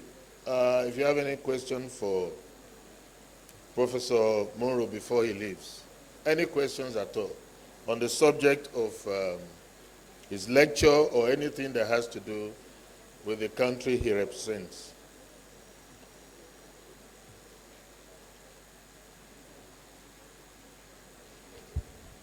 Anyone? Okay, let me fire the first question. Then we'll, Professor, where did your government of South Africa, got the audacity to go to the, to challenge Israel for going too far, which I think it's a diplomatic move that would likely not come from any non-Arab African country. And that takes a lot of audacity, and we would like to know where that comes from. Thank you. Any other question? Yes. Thank you, Your Excellency, for that wonderful presentation. My name is Lawal Adedoyin. I'm a research professor of economics and the head of economics program in Bowen University here. I have some few questions there, but it has to do with, let me start with economics. Let me start by appreciating South Africa. Record shows that in terms of trade, South Africa over the year has been a net buyer from Nigeria. In 2022, record shows that in terms of exports from South Africa, Nigeria did about $541 million US. But that same year, you bought from us about $2.2 billion. That is more than 175% of what we bought from you. And that's good for us. While we appreciate you buying, you made some fundamental issues that we have more South African firms in Nigeria than we have Nigerian firms operating in South Africa, say for the likes of Dangote and recently the Access Holding, Access Corporation. But see, there's one thing that is fundamental to this. That's the issue of this xenophobia, where other people from African economies who are not from South Africa or Southern African region felt insecure in South Africa. And I believe one of those things that could address this is probably value reorientation. If the entire African continent rally around South Africa in the days of South African struggle, I think it is proper for South Africans to accommodate other Africans, especially Nigeria, being the giant of Africa and being a major player outside the SADC region in the struggle for South African liberation. I think the South African citizen should, think of a way of, accommodating Nigerians. I stand to be corrected. I doubt if it is on record that any South African is attacked in Nigeria on our soil. I doubt it. But we have, massive figures of, being attacked. And that's the reason why an average Nigerian would think twice before going to South Africa. We have, persons in South. I think that the point is very clear. Is there a way we can get around value orientation? On the part of South Africa. Okay, thank you. The next one that I want to. All right. Okay. Just quickly. Okay. Quickly. The next one that I would like to ask. You did mention of a number of platform of bilateral relationship between South Africa and Nigeria. And as a follow-up on what the chair just raised now, probably can we have something like a Nigerian-South African relation that focus on education this time around, that will promote, I understand the youth initiative, but that will promote staff and student exchange from Nigerian University. And I would like to narrow it down to Bowen University. I would like to see how we can leverage on this your visit to Bowen University and see how we can work out staff-student exchange from both sides of the vice. Thank you. Yeah, thank you very much. Any other? Okay, young lady. Yeah. Okay, you.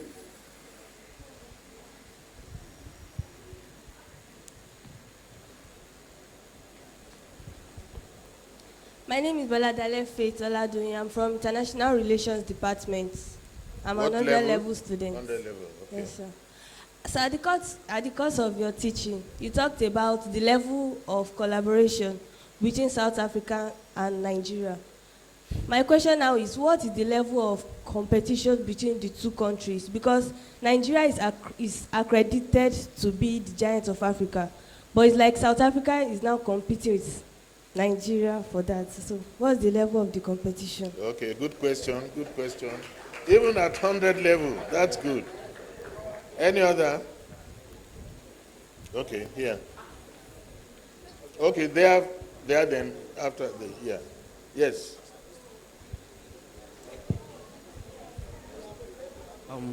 Good morning, sir. My name is Ayomide. My politics and law student, 100 level. And my question is, the relationship of BRICS between the Russian-Chinese relation, how has it influenced South African-Nigerian relations, and what are the advantages and the disadvantages, and how can we correct the disadvantages in the relations? in the relations between them. Okay, thank you. Maybe we should have two more. Yes. Then you after. Let me start by thanking the government of South Africa in line with what our chairman suggested. I'm a beneficiary of that already. I schooled in South Africa for my doctorate, and the South African government paid my school fees for 3 years. So I think it can be furthered. So I'm a beneficiary of such. In furtherance to the question of our students, we have seen that the nature of relationship between South Africa and Nigeria is that of competition and cooperation. But of course, we know that we emphasize more, as the lecturer has said, on the contrasting areas than the cooperative areas. Now, there is a current global debate on initiating a new world order, where the world will move from the then unipolar to now multipolar, then to now bipolar to a multipolar world, and where other regions will be represented in the United Nations Security Council. And you know, of course, as frontline states, Nigeria and South Africa will be bidding to have a seat. So to de-emphasize the conflicting area of our relationship, what are you suggesting that the two countries can do diplomatically to push forward one candidate, rather than flexing muscles, on the continent of, projecting who is more powerful? So I think that will be very important for African diplomacy to come up with a single, more powerful, more proactive country that can represent the continent on the Security Council. Thank you. Then you? Yeah. Good morning. My name is Wali Debra, and I'm in my final year. And my question is, how does South Africa, as a hegemon, especially one that has embraced Afrocentrism, influence regional dynamics, especially when it comes to addressing conflicts in Africa, not just in the region alone, but Africa as a continent? Thank you.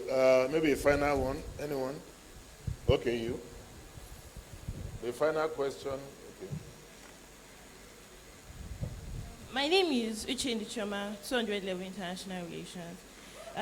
Sir, you mentioned that the diplomatic relations between South Africa and Nigeria was established in February 1994. Please, what diplomatic initiative has been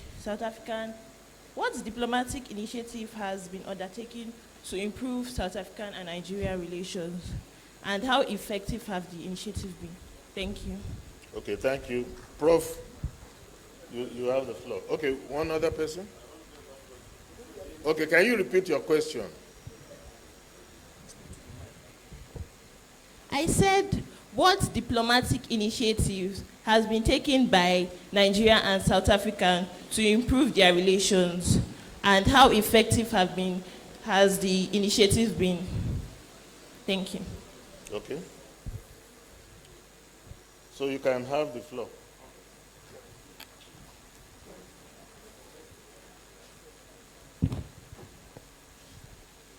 Okay, I will not say thank you for the questions.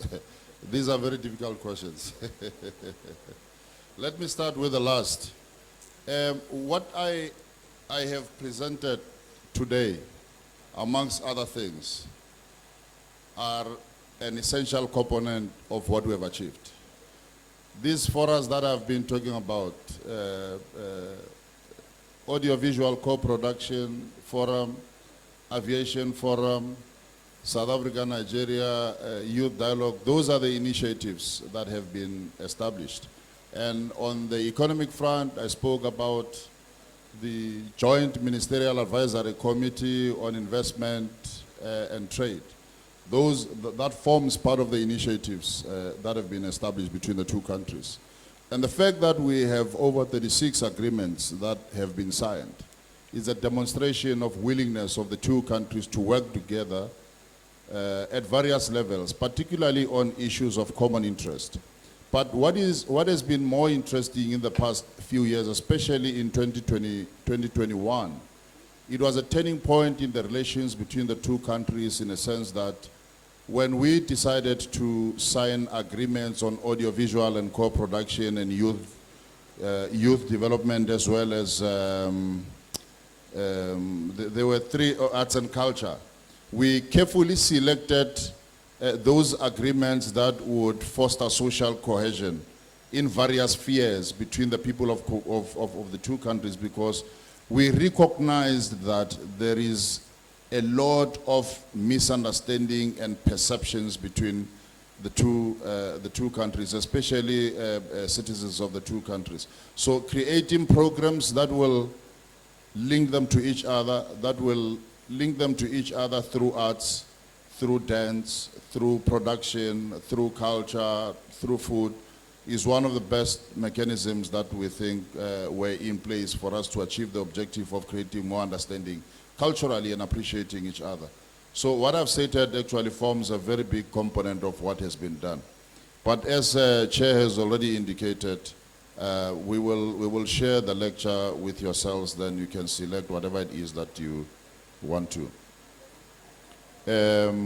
The last but one, I've started from the bottom upwards. I think South Africa's role in conflict areas in the continent is very well known throughout the world.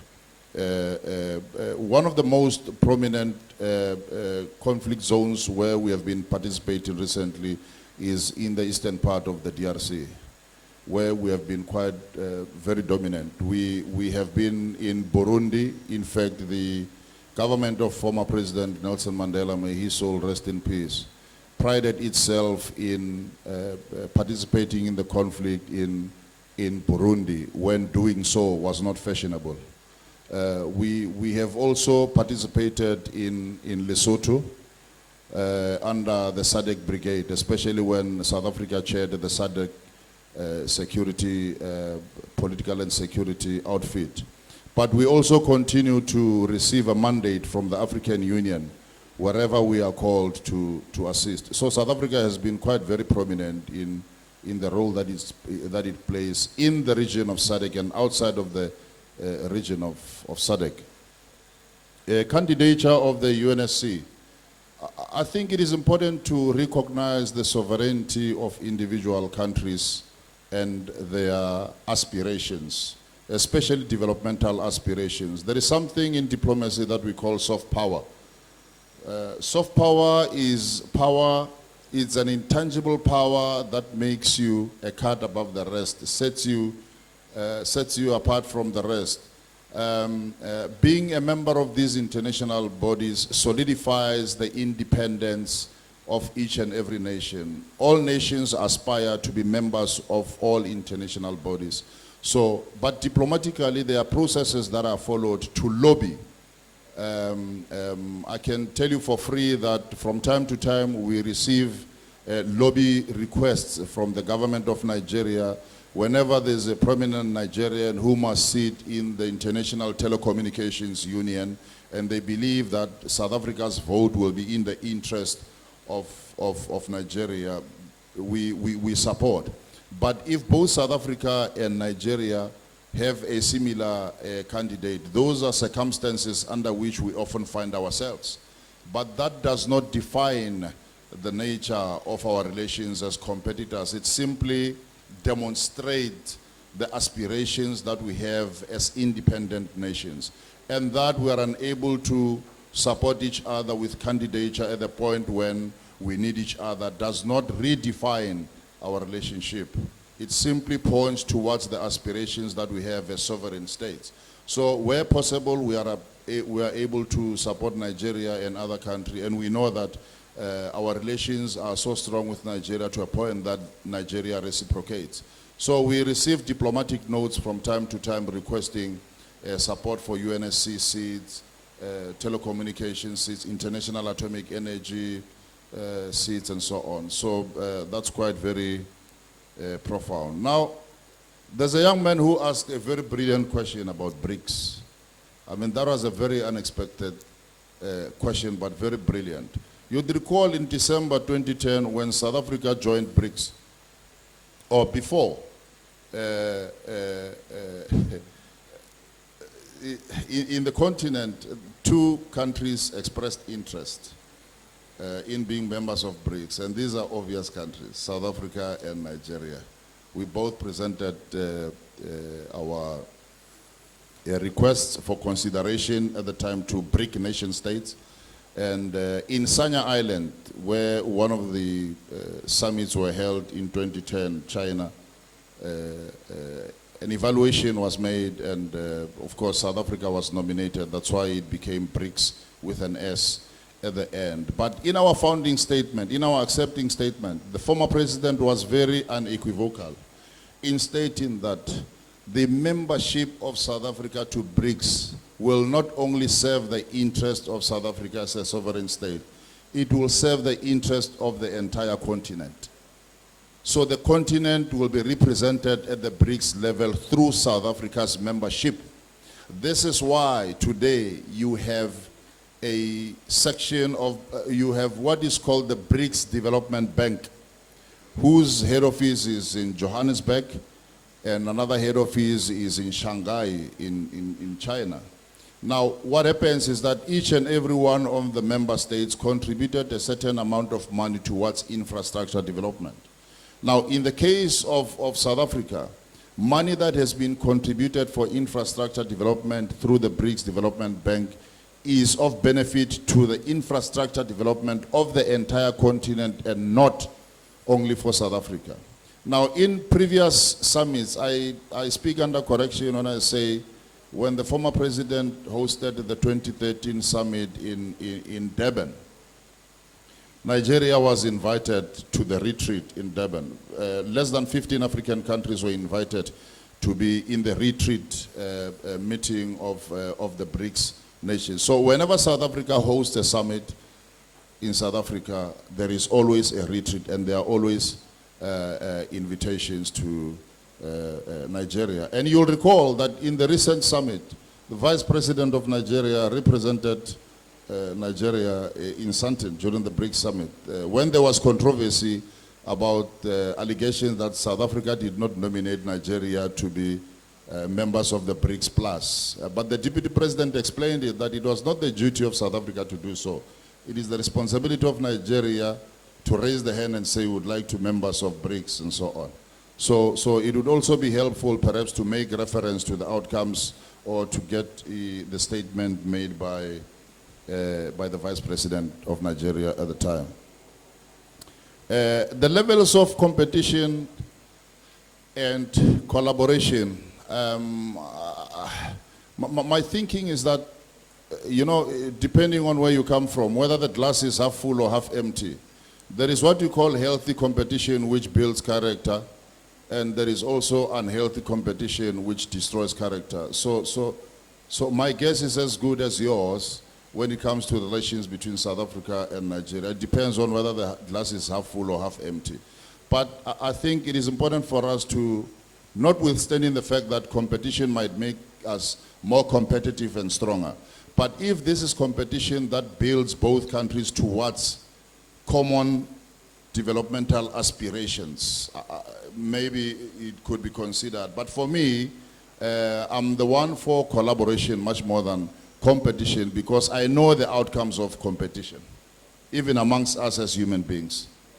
Competition breeds certain elements in human nature that are undesirable. So I think we should advocate for collaboration rather than comparison. And I think within human nature, it is unavoidable, completely unavoidable to want to compete to a certain level. But the level of competition that brings out positive aspects or positive outcomes amongst two nations is one that could be considered, you know, to seek to build rather than destroy.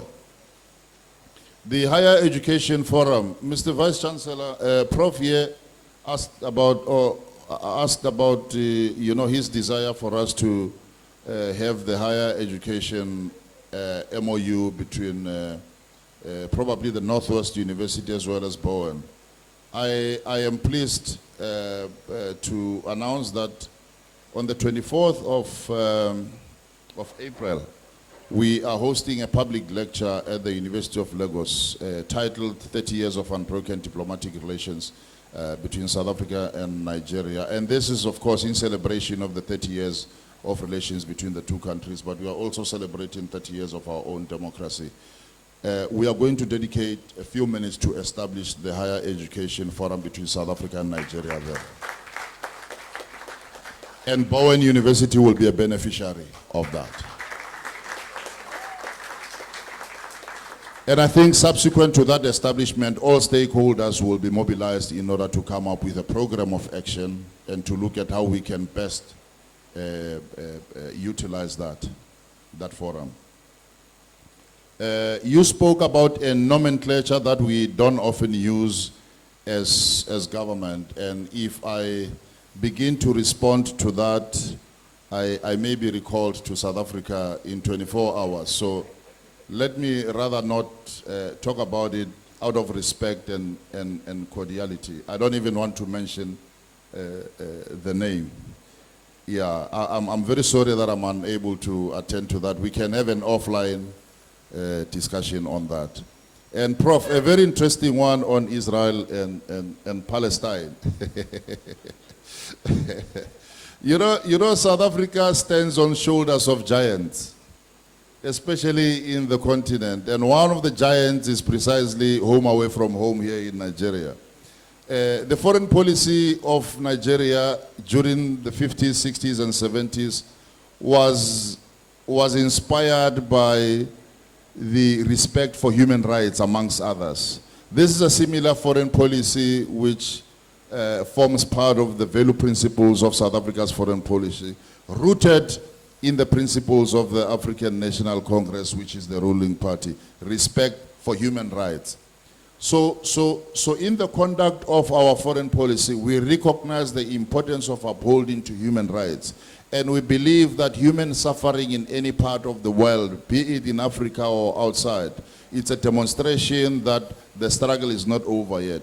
Countries such as Western Sahara, which is in conflict with Morocco, countries such as Palestine and Israel, countries such as Cuba, we have been very categorical as a country, especially in our foreign policy principles, that we will continue with our solidarity movement to support countries that have been disenfranchised. And Palestine and Israel is no different from that. Now, where the borders comes from, we know that even if it's South Africa that has represented the petition, we are backed by many other countries.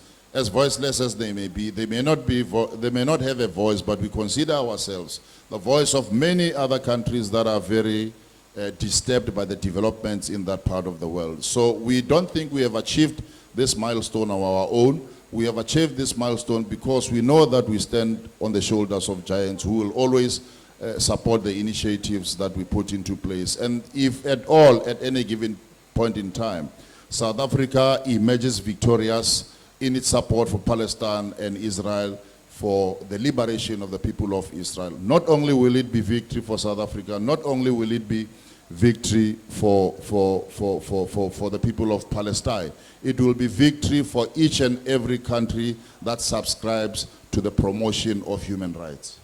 Thank you.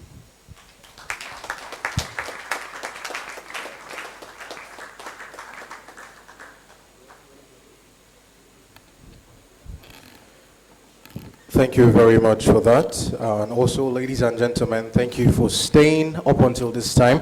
One more time, please put your hands together for yourselves. We are gradually coming to the end of the program, but before we go, I have the honor to introduce the following people with us this afternoon. First, from the program of law, the head of program, Law Professor Marianne Ajayi. Please put your hands together for her. The head of program, Sociology, Bowen University, Dr. Abel Akintunde. The Deputy Registrar, Council Affairs, Mr. Eitayo Ojemola. Oh guys, you are clapping for, sir. Please stand up. You're welcome, sir. I'll now invite the university librarian to give the vote of thanks and the presentation of gifts. You're welcome, ma'am.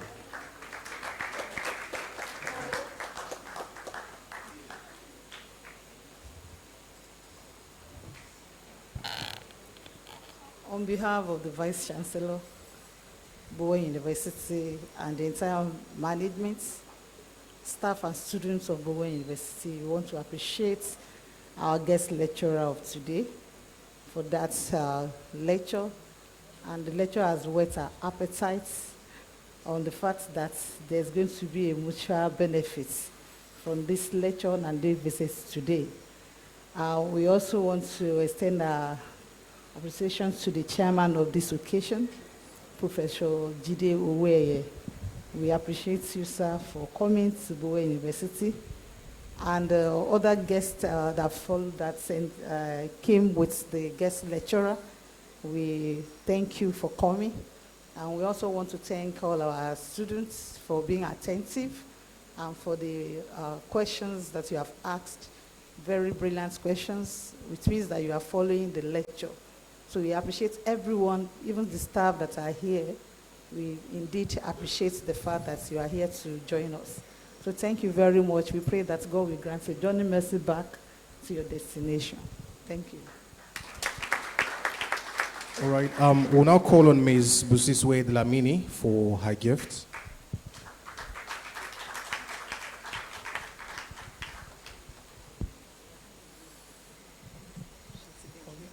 This is a token of our love. So thank you for coming. God bless you.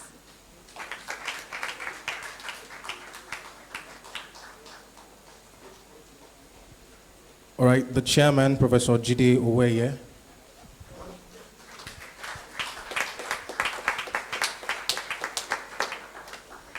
On behalf of the Vice Chancellor and management and Bowen student staff and students, we appreciate your coming, sir, to share this occasion.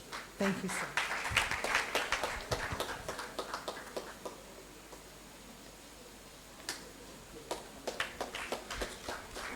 And our special guest, sir, Professor Bobby J. Moroe.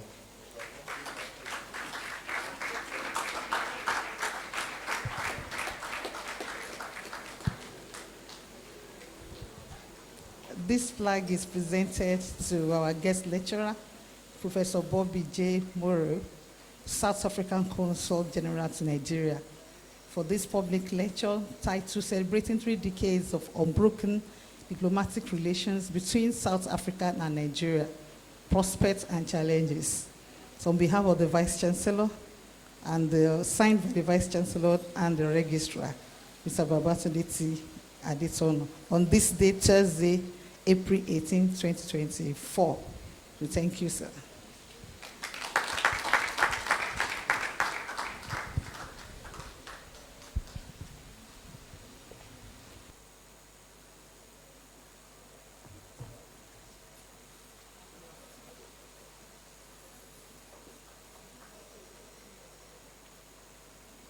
Token of our love and appreciation to you, sir. Thank you. You're going to receive this. So, you can take this.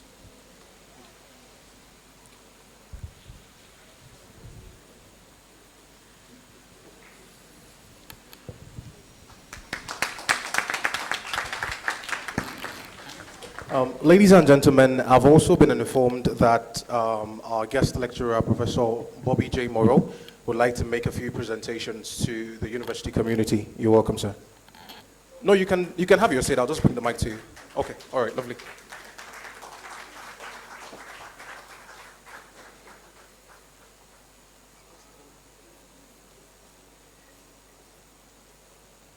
Thank you. Mr. Program Director, I'm not making an attempt to compete with you.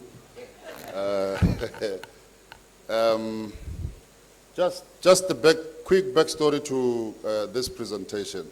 I did not buy books to present them here, so I wrote a book.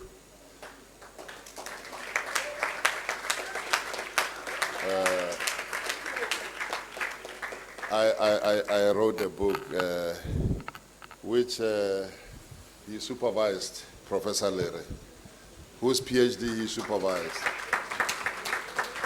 And I'm saying he supervised the book because this book is a product of my PhD thesis, which has accounted for this wide beard. And I would like to take this opportunity to share this piece of my life story, which emanates from Nigeria. The book is on the diplomatic relations between Nigeria and South Africa. When I decided to undertake my PhD studies on South Africa and India, I was in India for about 5 years as a diplomat, and I identified a few gaps in the relations between South Africa and India. And if I say Nigeria, please pardon me. I've been here for 7 years. So instead of Nigeria, instead of India, I often say Nigeria, but please know it's India. So I decided to embark on the PhD journey with the University of KwaZulu-Natal. A few years later, I was advised that I can produce a book out of that. So this is a book about the history of South Africa and India. It's a book about diplomatic relations between South Africa and India before 1994 and after 1994. Before 1994, it starts in the 1860s when the first group of Indians arrived in South Africa, and those were called passenger Indians. I'm chronicling the history of their arrival, first arrival of Indians, second and third arrivals, and how they were socially integrated into South Africa until you have third and fourth generation Indians in South Africa, and the role that they have played in social cohesion and how they have been integrated within society. And I'm also advancing arguments about the fact that when India supported the struggle for liberation in South Africa, it was not because it wanted to. It was because they wanted to protect the interest of the third and fourth generation of Indians in South Africa. And when they also brought Mahatma Gandhi to South Africa, when Mahatma Gandhi established what is called the Satyagraha movement, the non-violent peace movement, he was establishing that in order to protect the human rights, not only of all Africans, but of Indians. So in the main, the book argues that the interest of India in South Africa was to protect the interest of Indians in South Africa. Nevertheless, I'm also chronicling the benefits of this rich tapestry of history to the socio-economic developments between the two countries. And I also argue that the relations between the two countries do not correlate to the rich tapestry of history that they share. So, Mr. Vice Chancellor, I would like to present a copy to you. I would like to present a copy as well to Professor Lere. I would also want to present a copy to the chair. And the additional copies, Chair, it will be at your discretion on how you distribute them. Thank you.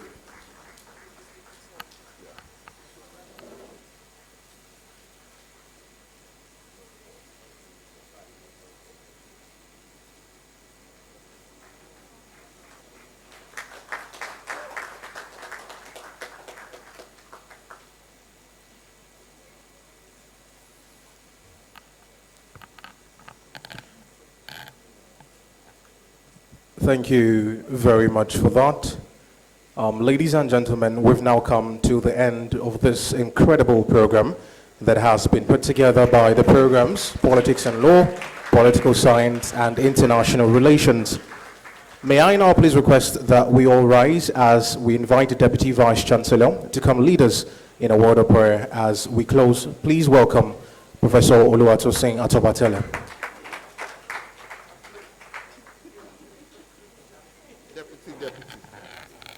Let us pray. Our Father and our God, we thank you for today. At the beginning, we committed this lecture into your most holy hands.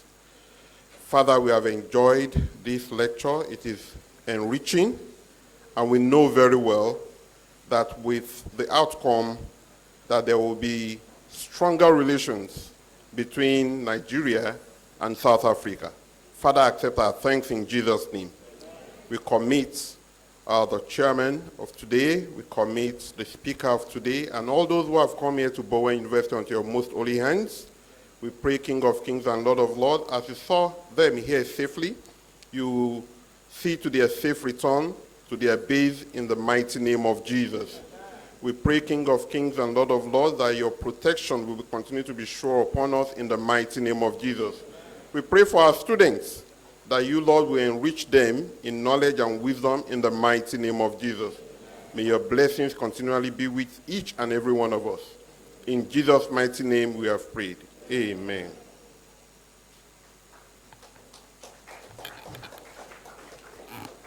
Thank you very much, sir. We'll now take Bowen University Anthem and the National Anthem.